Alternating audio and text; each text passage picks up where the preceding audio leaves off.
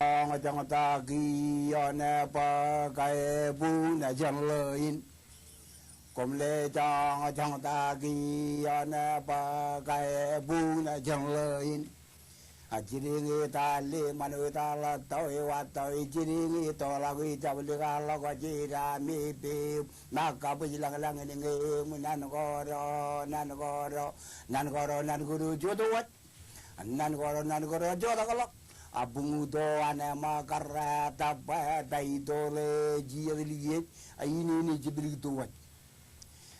komalan lala to kalau pendre kagari nim jabi utang ini mukado jaran ini komala guru jila komru jimran ran ya nang meji ran kilo ini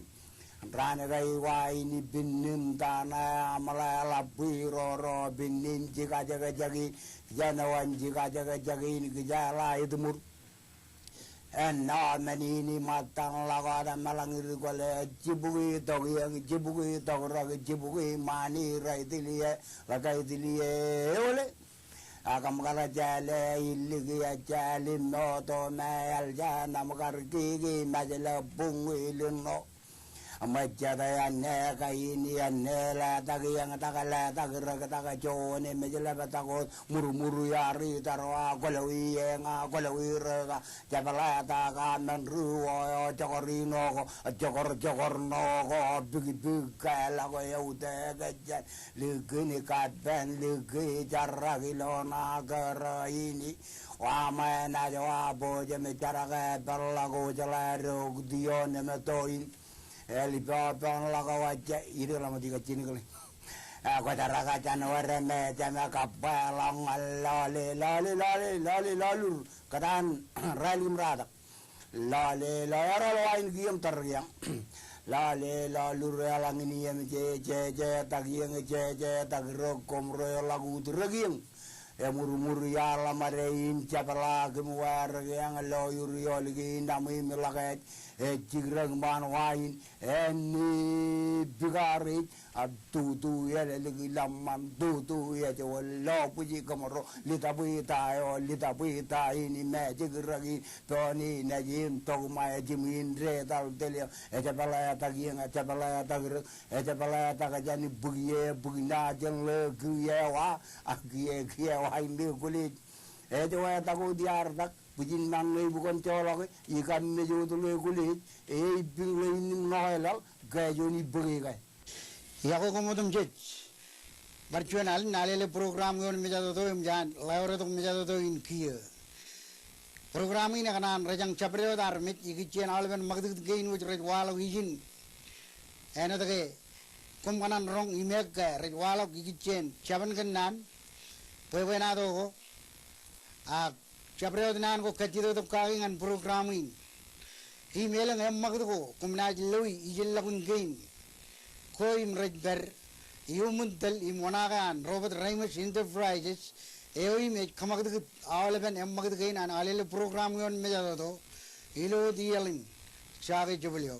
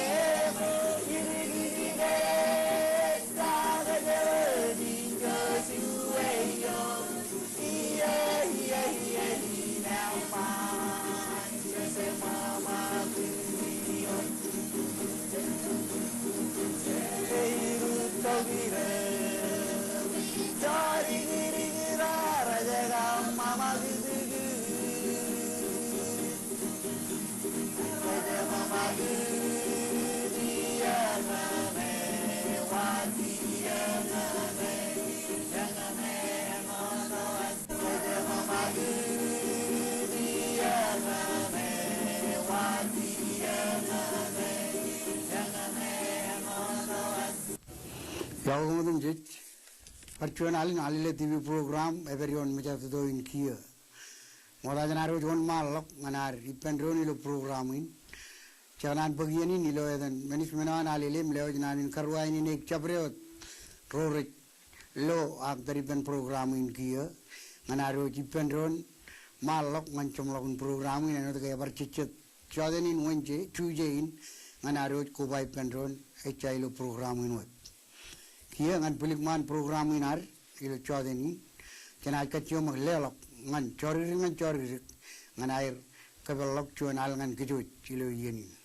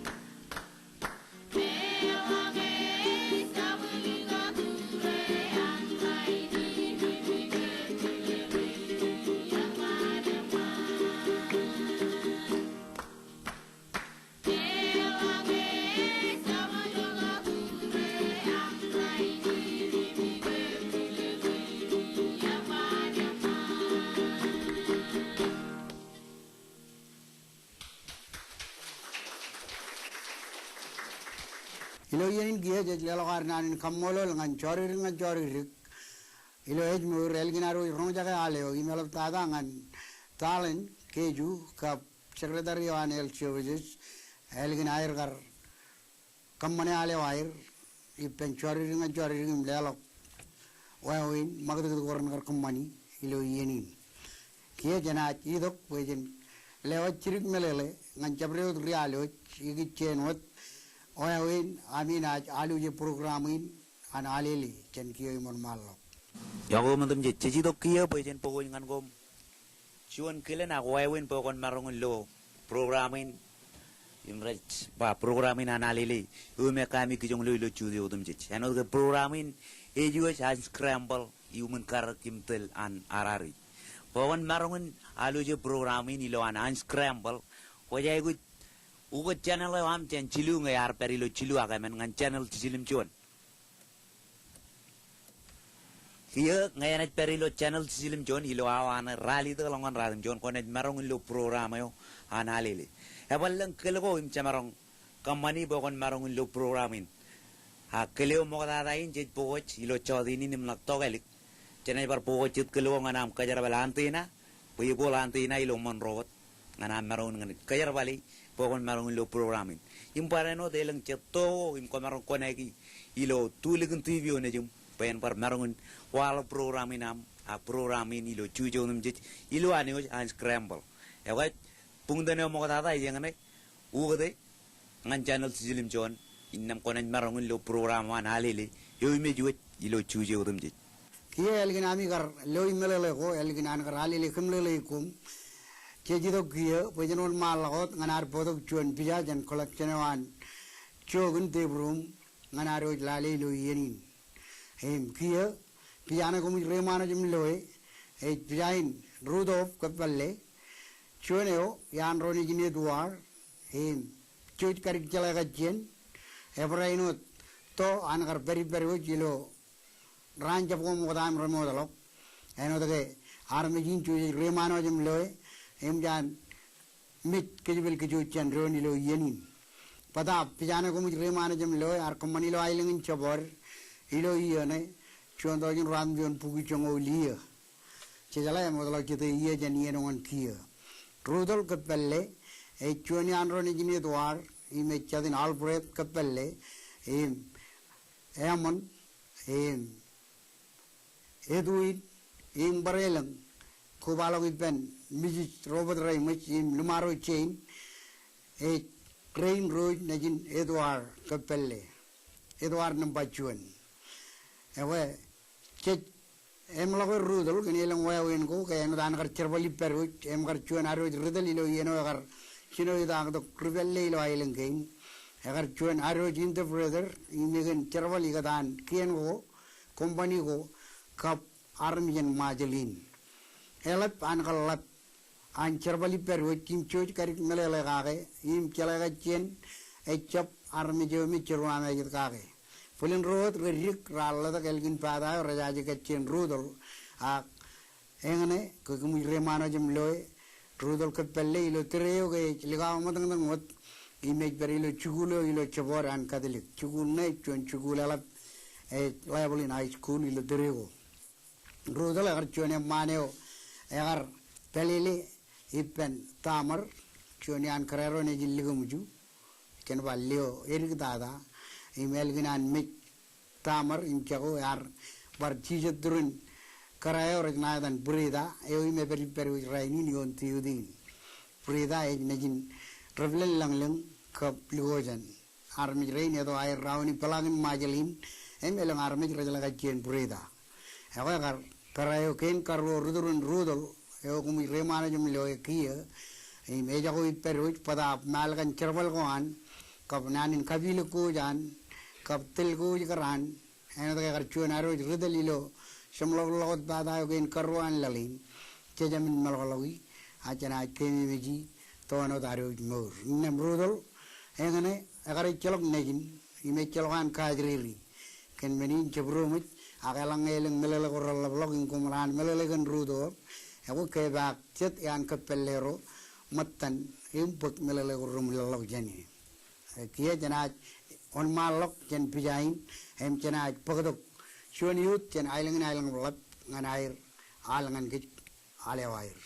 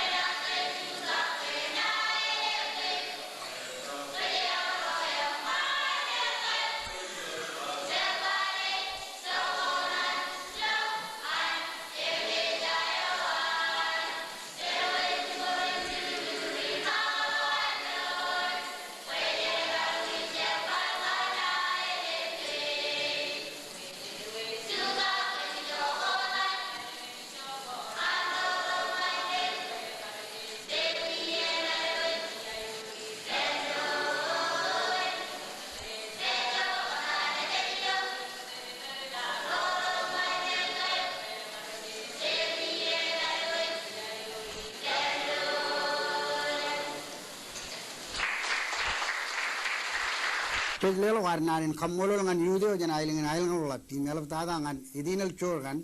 eoim egar kejebargi alban magdut gain pojen kan marong lo ya rong jagi lo terin kia senaji dok pojen berkemane programo ek aro kemane yenu tum ji me karong lo ken magdut ko ak chala ko an rutoroar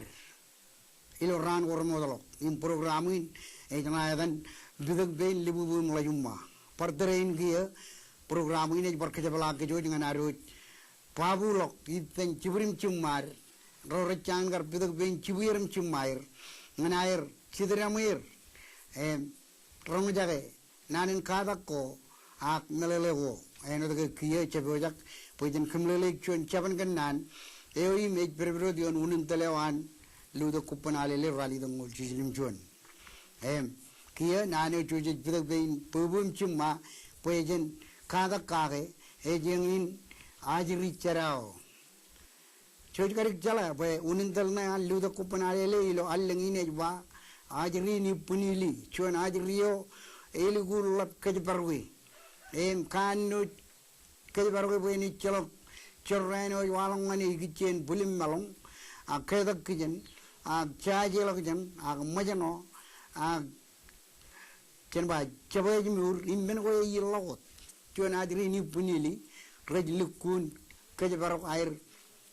karto login tebe poy men gain renja bida agipen kia tujo rajat elang ngejet lamna kencuan adrio echelok kejebarok giawe ewe engane ritoro ragal ligdi adri cerao cerreni ne chopri do jen chabreo darmi jagi do jen pamleo chinenim kemen ajriyo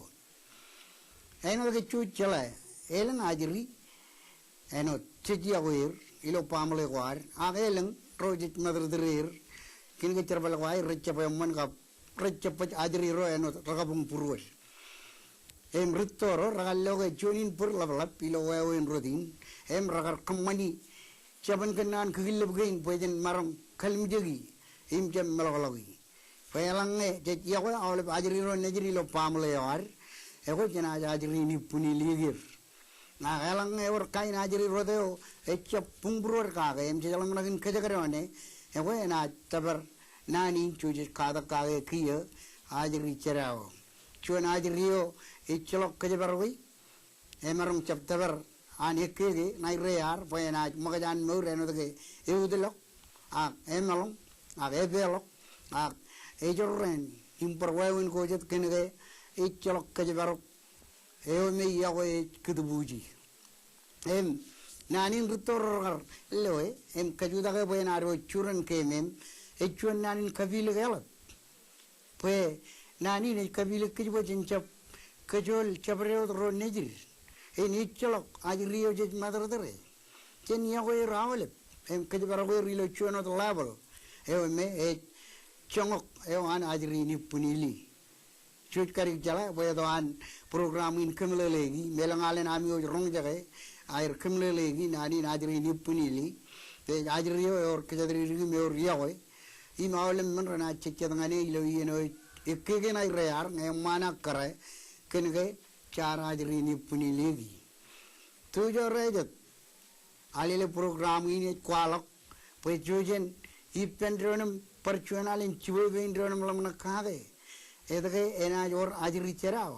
tayo eno dan kar or ber ipenro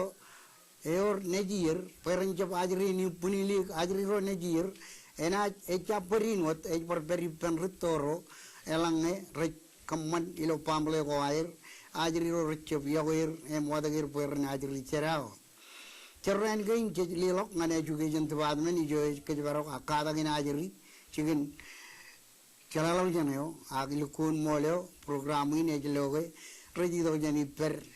ro recepan pamleo akro chinen jemen ajri ro ilo pamleo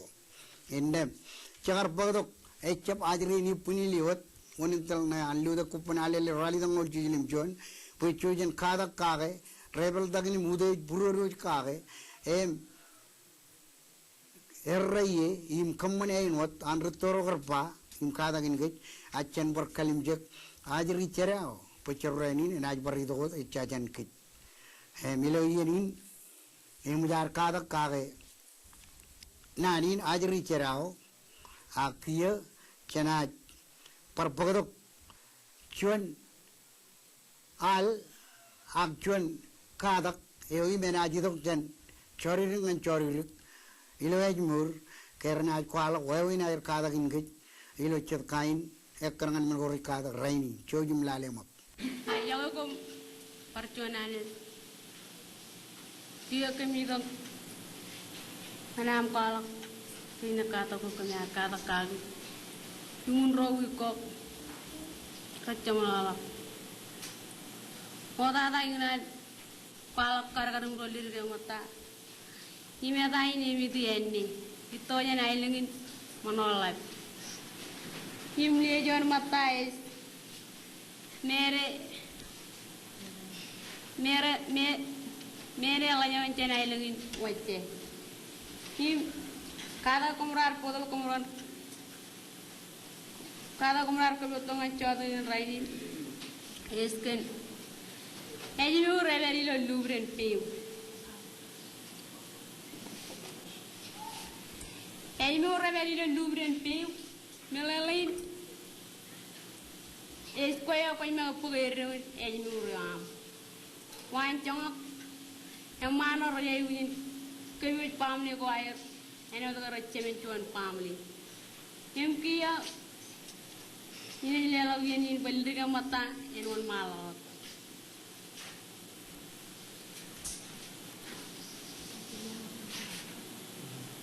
Yakoy kumalo. Ngayon ko yun ko dum jalo ko istar api jain. Mes ko alakin. Ngayon di mula dum tolak. Kun mga ko may alaber. Man nga nen tin kina. Inang ni apar mga ko may mga anong ko just ano mga pele ko. Ang irigan mga anong kina. Ngayon maayo lang anong kina. Mga kami alaber, mga dukit, management kuan. Mga rin, binigyan palo kawi, alaber murag ko ko, yun, kaya namin ko yun, alaber, lag. Yung lumayang rin, mga ikin, alaber dahil mga ko may sa ko je anwan chamo kula ko cheese ball lalu ko yung gandam ina army ro chulo mani war man kubi mga gani chalo ko je demi pa mga majam ay mga may obraken kuno ko everybody to an army every ini dikaran kanyang kong kaya kumun najir ayron yimi ken ngagin lo design kaya mga pele ko kaya mga ko may alaben nana ano ajongan bola dojon bola jongol disbunin cubayo ji kalau pernah banyak orang kajian, tinggal mungkin cuma tujuh juga, supaya cabar anu polai. Mengai cheese ball ko. Ini colok ko pada cheese aja kayak gue di situ. Kalau anu kulo gitu ko, ebar colok. Dan anu ko ini. Oke, nih, elang ko bawa ajar mata ini ada. Ini kalau ini nggak juga mata merawat, kudir punai, ini. Apa? Solo berubah ilmu jak, kencet bukan berubah cecep merawat lagi. Atain, jago kau respon, gitu aja. Ayo nung lagu makan, ini jak.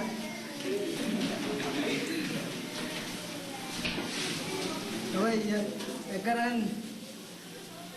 nuk teman lagi kan, aja mau beri dubrin tim, aja mau riok, am in family am whether you do thing ejep amun family wa amun Jujun berew am pene manan ignore nem enem man ana juru ro nejum errego pajawi mga gin ano ba pop ne kenabu ni yarat tinana yek immena wa Allah min ko jirikan ignore enangin kia enot cenderung bayalang matan siapa yang hidup majalin ikan ada lagi icap kan ada bayi majalin walau ada domin siapa yang kami aja rela wajah tu lebih jangan jeli dia aja rela mereka raja bayi kerana cina jamin jab lewat mengawami yung kebiaya ini nyebar perolahan ini mata ini Tawai jamin kata kemilar koya to kangan chodo ini. Ala kamulurku nami gor kitongani ini kau de raini na. Ini nuat kung kana ini muas.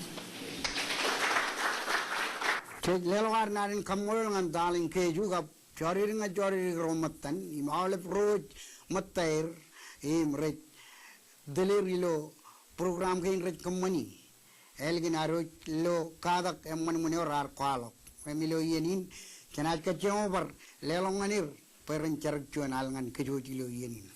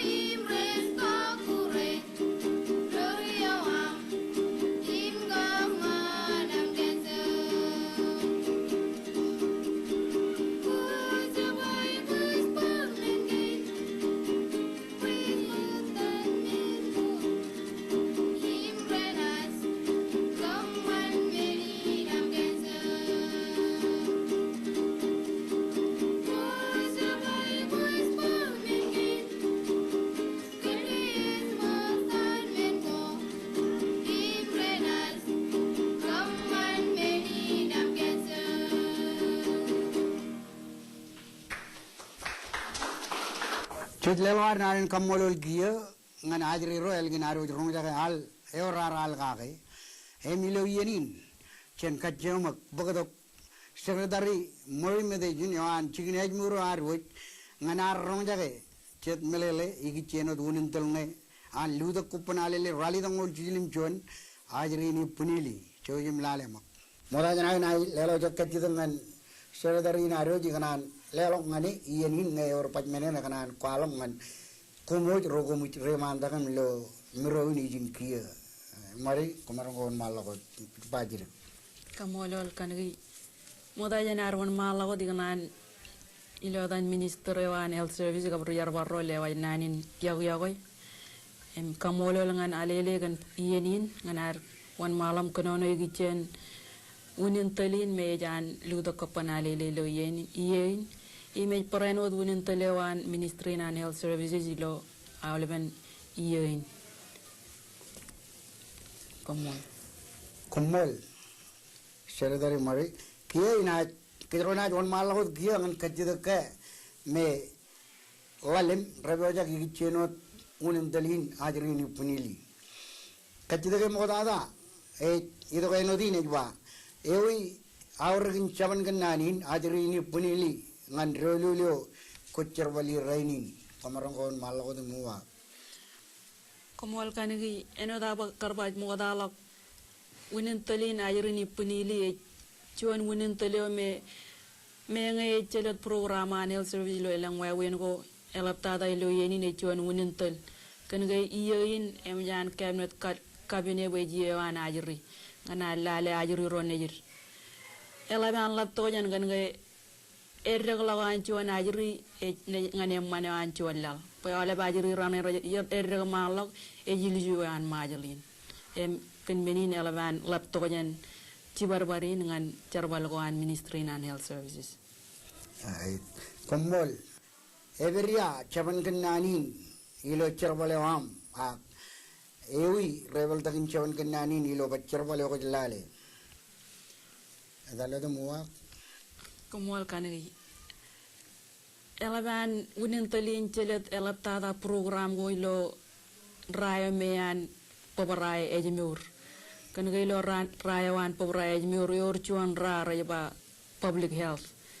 human right and public health yor program go ye chuan yigichen menere ba MCH ak maternal and child health ak ejmur wan chinen e majrio emilo program jabuin ko ne lo program kararo me an kararo me ri dogon gen check e majri ro me ri podo ger boran way geram cheger olive week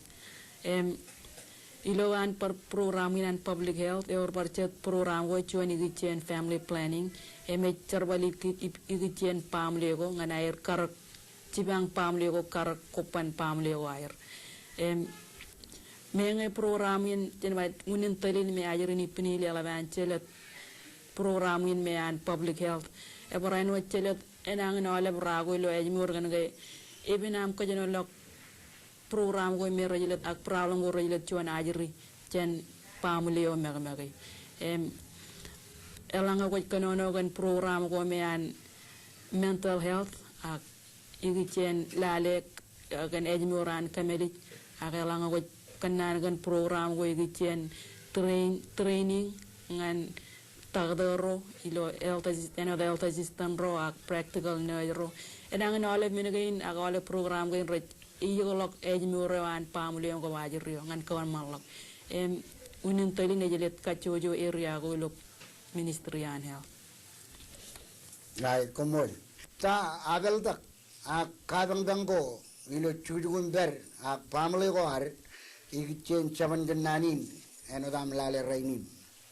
kamarongon malot kat uak kumol itamak e orchat garua ko rarwa logi malok ngai ilo kemi mijalak lamara ruwa kanane chalok iyene peripen ajriro ngancholog pen ajriro ak eja boy chene jilongan pamleo ido jan menin karak ak pingo ijelagun abang kay ne bar worchet wawen ko me rajwalo me ray bar kwalo kabang bango eno elang e chalok chalalog jan ipen chinen aktemen chon ayri gichen wawen kaboj mga go me rong kibrer ak parchuan elang e jaboy mga go me yung kibrer eno mga in majal go nganan chinen chemen marong najri gajrio abor chonin wawen elang e chalok chalalojan ag chalok wawino me ebedi penchinen chemen nganer chalai kagalgal chat web abango ag chat problem go chat nangan mi go mera walo gilo ajrio Eka ergen perem lak dukun tule da ajrio ki rayon e chibara lagat putalian me chedian ajrian e pojan pukuduan rayapten lolok tada elang egar perched wawen go penchinen en chemen ngan erchelagan wawen gain wen egar barchibang ajri ched ergen e chedian wawen go me walok ngan kaman kabang bang abang ko me remerong walong nganar tabar chuan wawen me ba ajri ni punili eno da garba chaboyen chaboyen e walok kan barenong eno chaboy yeni penajriro chaboy chen ngan wi ama ko me rung kubrir chaboy melele ngan kadagen chen wa chaboy melele penchine ne chemena ajrio nganan chala kilen kebo mga ko me rung kubrir chala tawen kamane elangai loge elang jala kilen kagelgel elang ajrio nangan mi gata meno iloge chonian meno wala tada mi loge chon menin kabang bang chaboy melele igichen ejmur elang chon ajri chaboy manan erreglok elang chon ajri chejang elang chon ajri tumla kolin paran elang chon ajri labana inin nenen pin ak kleb lojen elang chon ajri yemu jalawat ak elang chon ajri emogun mangai menegain rai kagalan parchuan wawen chuan abal tagi gichen ejmuran ajrio emelang agar permelele penchinen chemen ajri ngana er merong kagilen abal takin kier ne gar cibang ajri rene gar chale rene gar ilongan ya rene gar cibara lok tagatoro rene merong gar cibang rome eor melele go iper ena wadnya ra gal tajistan lo adaran ngana er peg melele go me ralablok impugat kilen wawen er merong kay baro kay ejmuran ajri elemen la tojen elang kiri elang lugun etale ejmuran ajri pekene ilo cenaleng kan cino longan iya kan mo kata tan ajran meur iya wo mere ejer kameli jana ajrian emelang ajana bo ajrin maya len ceda ajri ro mer rejimat jego dugun ke baro kay meur wa lo iya gain mantata ergain ecetian wawen wo me jego lalem ceda bang ko jego dikun lali pag melele igichen ejmur echon mena mela ban lap tojan pa chaboy melele echon pralam war mela ilo mayal ilar ka chun ke barok ejmur ana ajri rone jir tago chemarong kamani ak bagkunari pejen chumai ak pabrai abeldak nim abang ke imre walok igichenot nani joji mon malakot minajuwa kan kemoy eor wawen ko kachojo e marong loi a kachojo ragwan kien re marong loi pada pen piroro ar ke mi meji tene ine ko alo wawen ko emen ime obijan WHO World Health Organization ak UNICEF le malok ak kachi dogi pen kachojo lalboran kachon pugim le malok lo pelagen lalago air wawen gene men imja menge garbar pamoda iganan kwala wiki ya kan gai wawen go menge tijalam na ririk to jer lo mola la bana or to jer ngana jiri cuan kaninin cuan cinen ay wujin kaninin ajri ekayar ba kaninin yerangan ngaradbar emenak cino aleng kuyar marong cino mangai pada kaninin yerangan la cema dalo dengan roiyo elemen lap tojen minin kaninin meneu ken kajuanin ken karo kajibaro poron kamadi oleb wagwan ajri raygujin puk oleb wagwan ajri ngana er poboray nangan mi go ralab jener walongani engine meneu ken karo ken kajlu elang rejilo lojir eorjon meneu rejba oral rehydration drink ak mener John Wawen ilo aj puta rej puk John package em jer poda menen lawan pada kone eor Wawen kilenam iye pen aibu komeron par puk melele jen royal health education paran lugun kamela gan training ag renin ko le langan aj rio ilo yeno jidog lo yenen mumayalok coran ngai echap kanan puk chabra dak cirik kaga be meni to ko jangan meuran ken kemen menen reba growth monitoring ak etale ak chega ya ne reglo gajrio melelain awale balen ko ay polangan health services ngan public health ngan air pony ilo yanan ko pola chadenan meron ja ilo yanan me ko pola wen bor way ajriyo ak chaden elang ko ne lale chadan an ajri ran ge mi riba yellow kaden chaden adanin growth monitoring chart kan ge lo chaden perot wan ajriyo bor perenot perne pony wan ajriyan lo an yigane lalem aktino re perot an ngana ajriyan magi awle balen or chuan chongok ajriyan ay gujin kamane tin mayor kadan chuan chongok ajriyan ay gujin perilawan jable lenga lelal pen marong kon marong kirim loge chuan ajriyan me manane reglo irge ne emen mengo chuan elaptada chuan chinen chuan chemene ay gujin kajbarongan chuan ajriyan ninini penchinen ro ajriyan tugi wayawan ajri chilu elanga ajriyan lo yen ay wi pek chuan renyo ay gujin chino pek chuan kain ren men reba oral rehydration man pegla melele pen elta juga yen ikjen wayawin yege renin emen men reba growth monitoring pola pen pon awle baleng pen lale ewi wayawana ajriyan regmalo emergaine wayawin ko emen cemerong kajibaro ira le malok kunin tali najirani penili chetpia kamolol secretary on health services morume dejin elginaro rojagan tibrigim kamlelegi melelego kaplamna ko an chignej muro igicheno dunin telne an luda kupanalele yein ajrini punili chebulam agelo janar a chenka jomak bagadok yudo jallae nganair kamlo kejilo terrain kenchuanal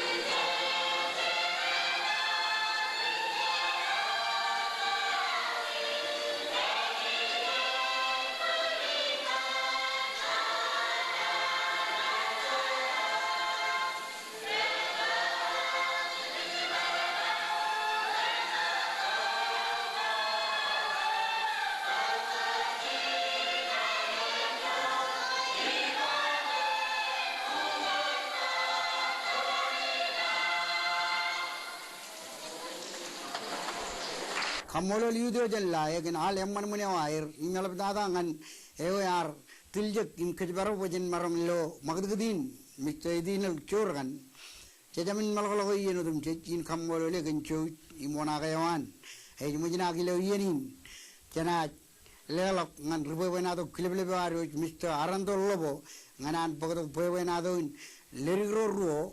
kan mr lagru chojum lalemak Awar jadi na wanleng wajah yo TV program mo jana alili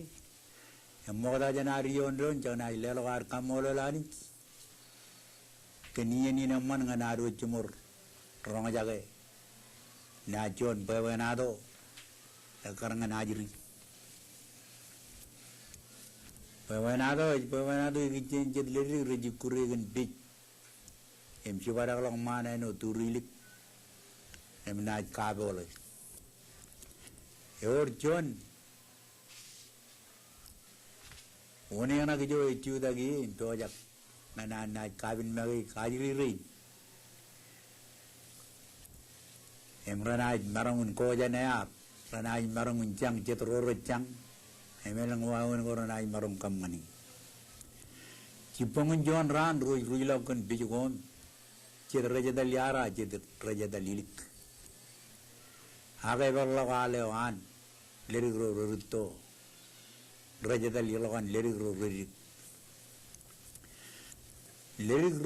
ro do aja raja belo lagrua chije do chan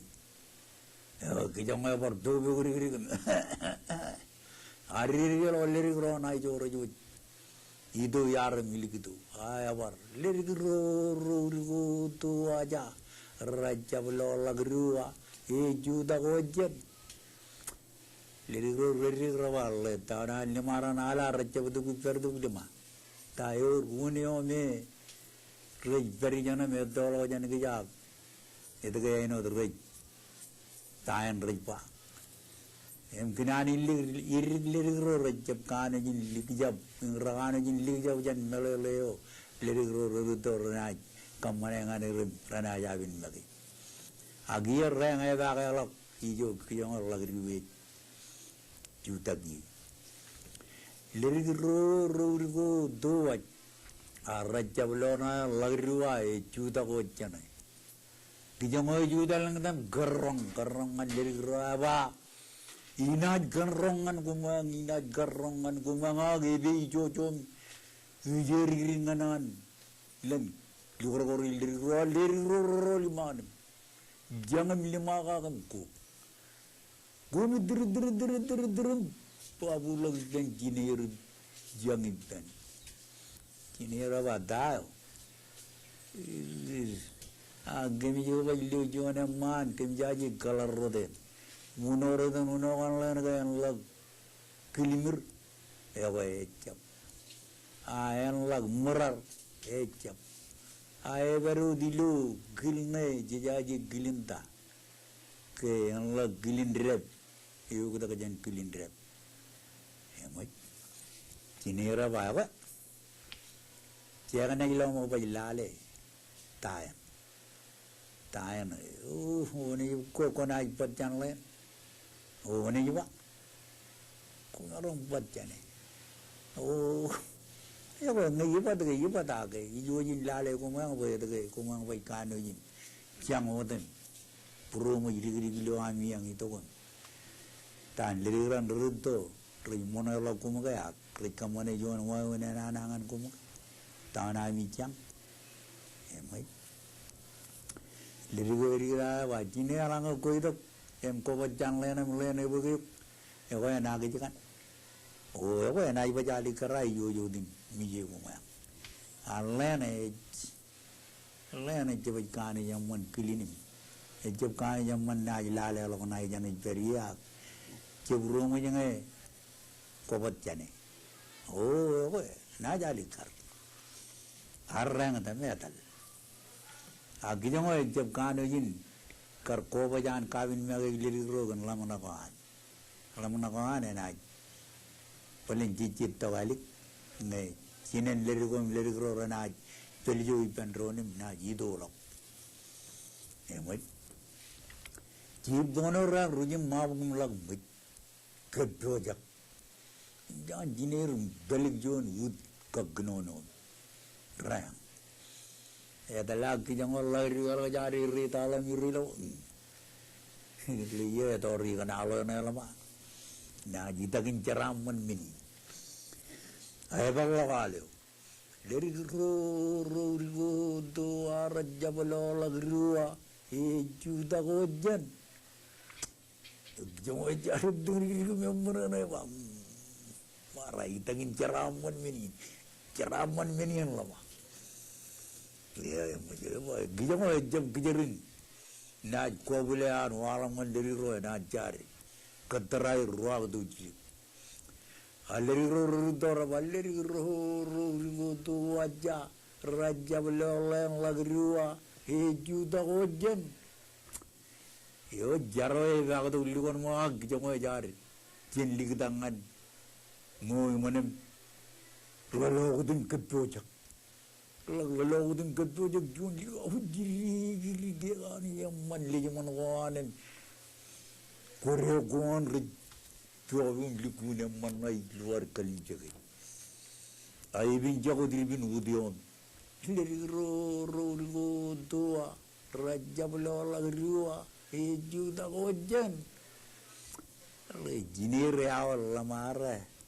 tahunan dari ni jangan lamare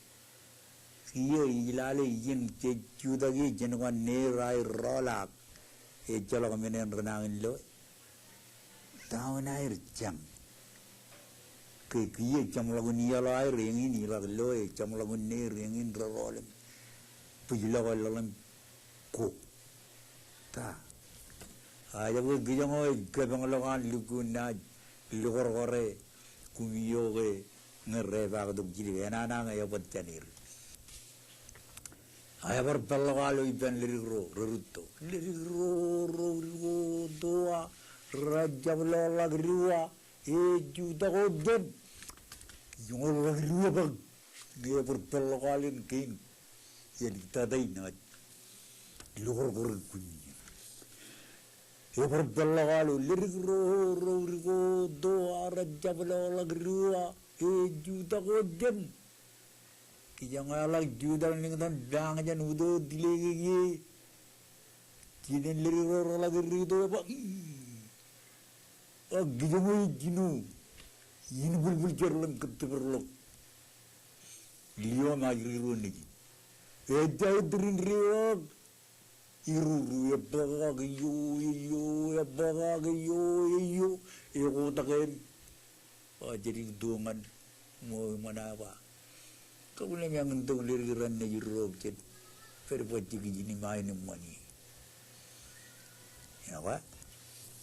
jonin bawa do mengaya kadu aja na ilala wawen kata baru nilawan jonin buat kata baru lagi war kau janganan marangun tabar lelabu jina na Europe en marangun peripan jonin buat kata barin ejep kata baru enana Eja kata baro ani jar kanan udin. Bayar mijiran pelili morlok. Tumoni morlokam lukun naj. Yatakin wai guru negir. Ajri ni puni ligir. Ya ba ajri rana naj.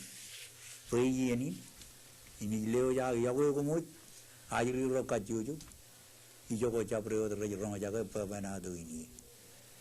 Kubala bipen libu nglajimma.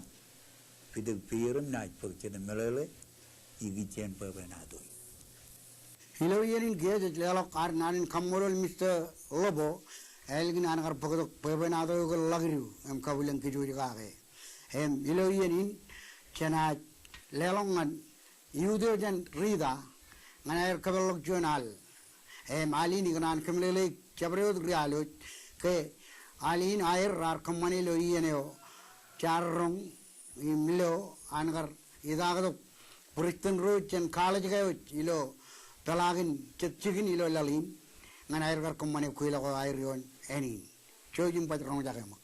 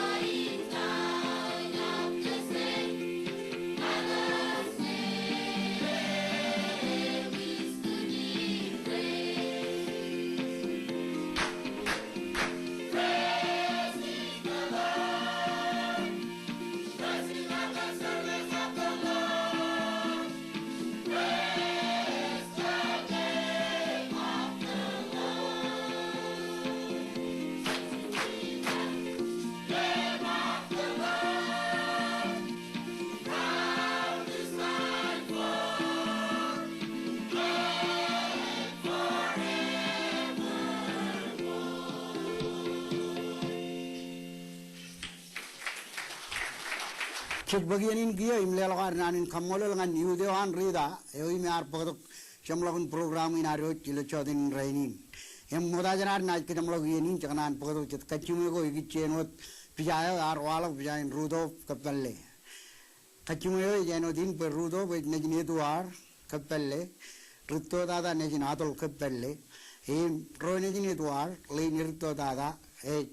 alfred kapalle Shuman Alfredo ilo alili raini kap Rudolf kapalle Aguch kapalle kap Otto kapalle lamarin echap chunut chiner a chiner emmen richum jenchum jadin alang kumran pag melele ko ralblog igchen pujin air awa chojum tar Alfredo ilo alili kap roset me kum chala ka gir emilo yerin kiya anot game jarta percumlagun programin nanin rajang ejur nganar me jodum je pejan kiyo mon malok na jilo chodenin chuje odum je alele tv program ebo jak in palla ore tok me jato toin enut kiyo nar nanin kammole le jilongan national park services ijo e bak erron magdad gain woj analele em ngan chogun te brun memorial trust corporation ijo ek arlo piagor walo ge eno do challo chodenin rainin Himnan Robert Raymond Enterprises, ijo lurur jaga program gain peran walok. Kenan kekim repji mantin majala wario, jo jaun walai kejo jon men gain chumur. Maurin charaman, maurin lemonana, maurin chuan tribunya we, maurin ude jum pungbung. Ilo dialin chaga jubulio.